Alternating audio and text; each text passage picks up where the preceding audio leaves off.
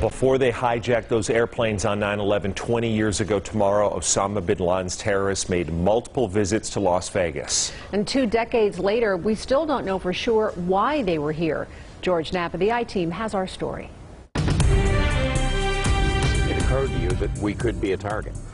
Well, who knew? I mean, you know, there were still planes flying when we were having this decision. Yeah. They had made the grounding, but they hadn't all landed yet. Former So Sheriff we didn't Jerry have any Keller idea. says there had been almost no discussion of Las Vegas as a possible target for attack by the likes of al-Qaeda prior to the events of 9/11. But in the hectic hours after the hijackings, Keller and the other agency heads who gathered at FBI headquarters started thinking the unthinkable.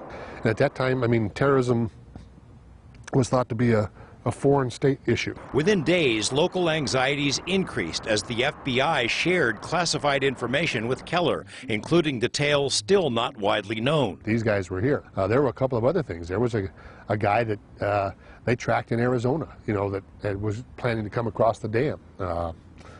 So, you know, there was nothing ever happened from that, but that was early information.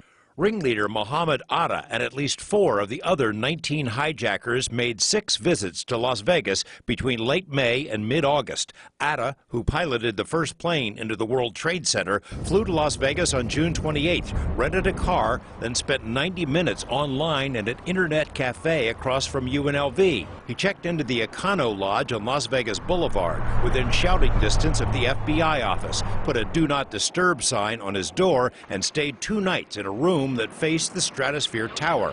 When he returned his rental car on July 1st, it had 110 miles on it. Don't know where. Don't know where. I mean, it does raise the central, scariest question that there might be somebody here that helped them, met with them. Yeah, absolutely, without a doubt.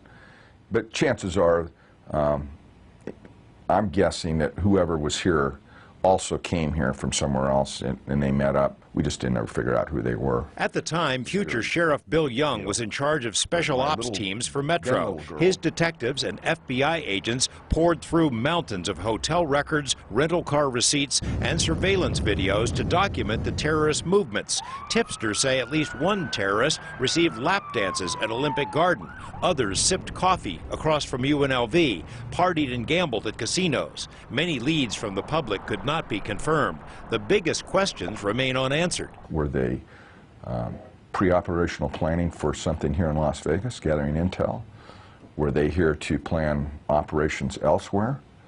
Were they here to have their last hurrah before they go get their 72 virgins or whatever they get? And you know, I'm not sure. And I don't think anybody can definitively say. The hijackers weren't the only visitors of note that summer. On 9/11 itself, more than 100 members of the Saudi royal family and their friends, the bin Ladens, were staying in Las Vegas, mostly at Caesar's Palace and the Four Seasons. Osama bin Laden's sister was well known at the Bellagio.